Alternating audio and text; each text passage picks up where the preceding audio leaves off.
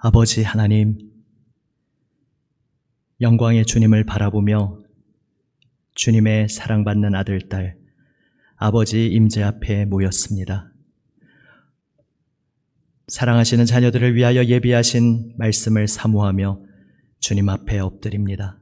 주님, 말씀하여 주시옵소서.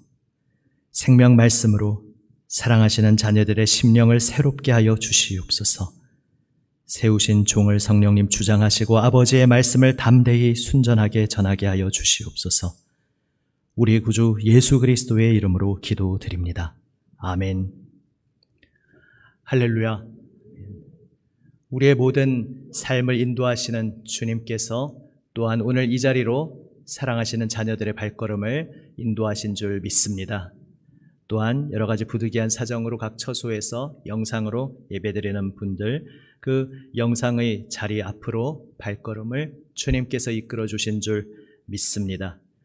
불러주신 주님께서 예비하신 말씀으로 오늘도 우리의 심령을 새롭게 하실 줄 믿습니다. 아멘. 세상에는 두 가지 인생이 있습니다. 사실 이런 표현은 이제 좀 식상한 표현이죠. 뭐든지 두 가지라고 합니다. 이 세상에서 인생을 종사하고 있는 영화인, 이제 영화 배우 중에 어떤 명품 조연 배우가 그런 말씀 하셨더라고요. 한국 영화는 두 가지로 나뉜다고, 그 자신의 이름을 대면서 아무개가 출연하는 영화와 출연하지 않은 영화 두 가지로 한국의 영화가 나뉜다, 뭐 이런 이야기도 했습니다. 우리가 세상의 많은 것들을 두 가지로 나누곤 합니다. 그런데 오늘 본문 말씀과 연결해서 세상에 두 가지 인생이 있음을 우리는 깨닫게 됩니다. 사실 오늘 본문은 누가복음 18장입니다만 지금 우리가 새벽에 읽기 시작한 사무엘상과 연결되는 주제의 말씀입니다. 한나, 그리고 이어지는 사무엘, 그리고 또 이어지는 사울과 다윗의 대비 속에서 사무엘기가 몇 가지 주제를 강조하는데 그 중에 하나가 바로 부르짖음입니다. 세상에 두 가지 인생이 있습니다. 부르짖는 인생과 부르짖지 않는 인생입니다. 물론 여기서 부르짖음이란 대상이 있는 올바른 대상을 향한 부르짖음입니다. 하나님을 향해 부르짖는 인생이 있고 하나님을 향해 부르짖지 않는 인생이 있습니다. 오늘 본문 말씀에서 우리가 잘 알고 있는 비유 이야기 하나를 우리 주님 예수님께서 들려주십니다. 한마디로 악한 재판장에 대한 이야기죠. 하나님도 두려워하지 않고 사람도 무시하는데 한 과부가 와서 자신의 사연을 계속 하소연하니까 귀찮아서 할 수 없이 들어주었다는 그런 이야기입니다. 귀찮게 하면 하나님도 들어주신다, 이런 이야기를 말씀하는 것이 물론 아니라는 것을 예전에도 말씀드렸습니다. 그것에 대해서는 오늘 더 말씀드리지 않겠습니다. 하물며 대조하고 있는 것이죠. 하나님도 사람도 아무 상관없는 재판장조차도 끈질기게 포기하지 않는 부르짖음 앞에서 이렇게 움직이는데 하물며라는 말씀입니다. 여기에서 이 비유 마지막에 우리 주님 예수님께서 의미심장한 말씀 한마디로 이 이야기를 끝맺으십니다. 8절 말씀입니다. 그러나 인자가 올 때에 세상에서 믿음을 보겠느냐. 우리 주님께서 다시 오실 때 과연 이 세상에서 볼 수 있겠느냐, 내가 볼 수 있겠느냐 말씀하시는 것입니다. 끝까지 포기하지 않고 여전히 하나님께 부르짖고 있는 믿음의 한 사람을 과연 내가 볼 수 있겠느냐, 이러한 말씀을 덧붙이십니다. 끝까지 포기하지 않고 부르짖는다는 것이 결코 쉽지 않은 길임을 주님께서 알고 계시는 것입니다. 주님을 부인하는 거칠고 험한 세상 속에서 어리석고 연약한 우리가 끝까지 포기하지 않고 기도한다는 것이 참 쉽지 않다는 것을 주님께서 아십니다. 그래서 이 비유 이야기 시작도 이렇게 해설이 붙어 있었습니다. 1절 말씀입니다. 예수께서 그들에게 항상 기도하고 낙심하지 말아야 할 것을 비유로 말씀하여. 지금 이 비유를 들려주시는 주님의 마음이 무엇입니까? 기도할 때에 포기하지 말고 끝까지 기도하여라. 낙심하지 말고 끝까지 기도하여라. 이것을 간절히 원하시는 주님의 마음이 담겨 있는 비유인 것입니다. 우리가 기도할 때에 우리는 왜 낙심하게 됩니까? 이유를 대자면 정말 수도 없이 많을 수 있지만 결국 한마디로 응답이 더디게 느껴질 때 우리는 낙심할 수 있습니다. 하나님께서 침묵하시는 것처럼 느껴질 때, 그래서 하나님이 내 기도를 듣고는 계신 것인가?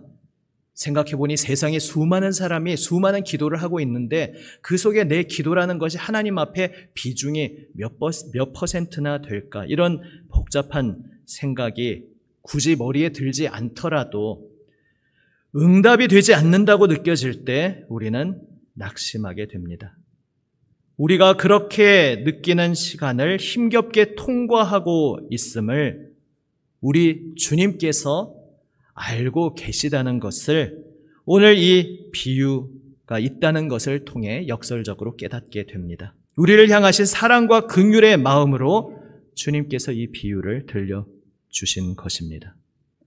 지금 우리는 어떻습니까? 주님 향한 부르짖음이 내 속에 여전히 있습니까? 내가 주님을 믿고 있지라고 나는 생각할지라도 나의 속을, 나의 내면을 잠잠히 정직하게 들여다볼 필요가 있습니다. 내 속에 주님 향한 부르짖음이 여전히 남아 있습니까?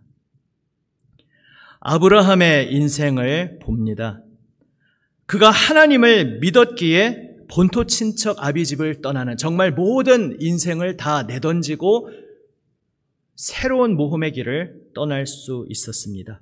그리고 다시 되돌아갈 생각하지 않고 세월이 지났지만 여전히 낯선 땅을 전전하고 있었습니다. 하나님을 믿기에 아브라함이 그러한 삶을 살아가고 있는 것 아니었겠습니까? 그런데 어느 순간 그가 부르짖음을 포기해버린 것처럼 보이는 순간이 있습니다. 부르짖음을 포기할 때 일어나는 일이 무엇입니까? 나의 방법이, 이 세상에 속한 인간의 방법이 들어가는 것입니다. 그래서 그는 아내 사라를 통해서 더 이상 아이가 생길 것 같지 않자 다른 여인을 통해 이스마엘을 낳고 맙니다. 믿음의 사람이라고 하나님을 믿고 있다고 걸어가면서도 부르짖기를 포기하는 순간이 찾아올 수 있습니다. 그래서 우리는 날마다 나의 속을 정직하게 들여다볼 필요가 있습니다. 정말로 지금 내 속에 하나님을 향한 부르짖음이 여전히 남아 있습니까? 거기에서 더 멀리 가버리면 바로 바벨탑의 자리가 나오는 것입니다. 부르짖음의 반대말이 무엇이겠습니까? 국어 사전적인 정의는 아니니까요. 그냥 성경의 원리를 따라 이렇게 표현해 봅니다. 부르짖음의 반대말은 내가 쌓는 것이다. 이렇게 표현할 수 있겠습니다. 하나님 향해 부르짖지 않는 인생은 어떤 인생을 살아가게 됩니까? 나의 힘으로 내 인생을 쌓아가려 합니다. 바로 그 정점이 바벨탑을 쌓은 사건이었습니다. 그리고 성경은 문자적으로 바벨탑을 쌓는 것이 아니라도 바로 그 원리를 따라 온 세상이 하나님을 거부하며 살아가고 있다는 것, 하나님을 거부하는 온 세상이 바로 바벨탑을 쌓으며 살아가고 있다는 것을 성경이 계속해서 말씀해 주십니다. 우리를 위해 이 땅에 오신 우리 주님 예수님께서 사랑의 마음으로 우리에게 말씀하셨습니다. 구하라, 그리하면 주실 것이요. 찾으라, 그러면 찾을 것이요. 문을 두드리라, 그러면 열릴 것이니. 그리고 연이어 말씀하셨습니다. 악한 자라 할지라도 이 세상에서 모두가 저 사람은 악인이지라고 모두가 그렇게 말하는 그러한 악한 자라 할지라도 자기 자식에게는 좋은 것을 줄 아는데 하물며 하늘 아버지께서, 우리의 선하신 아버지께서 그 자녀에게 가장 좋은 것으로 주시지 않겠느냐? 주님께서 친히 말씀해 주셨습니다. 그리고 그 연장선 같은 맥락에서 오늘 비유의 말씀도 들려주신 것입니다. 그 악한 재판관도 포기하지 않는 부르짖음 앞에서 움직였는데 하물며 선하고 자비로우신 아버지, 우리의 눈물 자리에서 우리보다 더 눈물 흘리시며 고통 속에서 나도 알지 못하는 나의 깊은 고통까지도 아파하시는 우리 선하고 자비로우신 아버지 하나님께서 우리의 간구를 외면하시겠느냐? 우리의 기도에, 우리의 부르짖음에 응답하지 않으시겠느냐? 반드시 응답하신다. 주님께서 강조하여 말씀하십니다. 그러면서 무엇을 말씀하십니까? 그러나 인자가 다시 올 때에 하나님 향한 부르짖음이 이 세상에 여전히 남아 있겠느냐? 우리에게 질문하십니다. 오늘 이 질문은, 예수님의 이 질문은 바로 다름 아닌 우리에게, 여러분에게 직접 던지고 계시는 우리 주님 예수님의 질문입니다. 나의 속에 여전히 이 부르짖음이, 하나님 향한 부르짖음이 남아 있는가?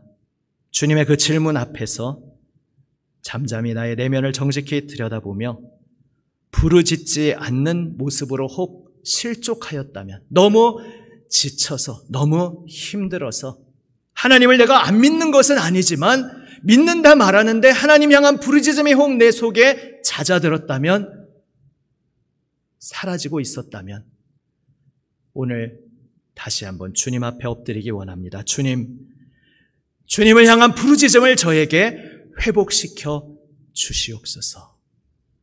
그리고 우리 주님께서는 주님 향한 그 모든 간구를 분명히 들어 응답하시는 주님이십니다. 그래서 오늘도 우리는 소망 중에 부르짖을 수 있습니다.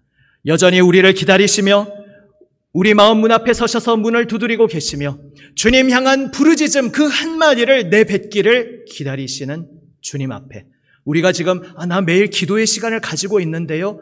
중요하고 중요한 일입니다만 기도의 시간을 겉 형태로 가지고 있는데 정말 역설적으로 내 속의 내면의 부르짖음은 사라져 있을 수도 있습니다.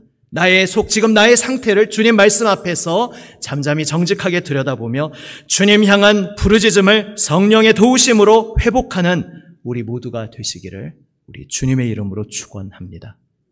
기도하시겠습니다. 구하라 주실 것이요, 찾으라 찾을 것이요, 문을 두드리라 열릴 것이다 말씀하신 주님의 말씀을 오늘 다시 한번 저희 가슴 깊이 새기게 하여 주시옵소서. 하나님을 분명히 믿는다 고백하면서도 주님 향한 부르짖음이 저희 속에 사그러들고 있지 않았는지, 그 부르짖음의 불꽃이 꺼져가고 있지 않았는지 오늘 저희 자신의 내면을 성령님의 비추어 주시는 빛 앞에 정직하게 돌아보게 하여 주시옵소서.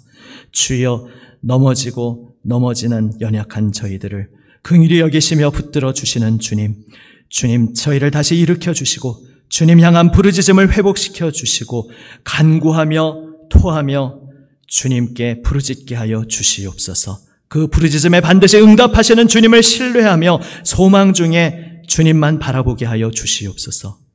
우리 구주 예수 그리스도의 이름으로 기도드립니다. 아멘.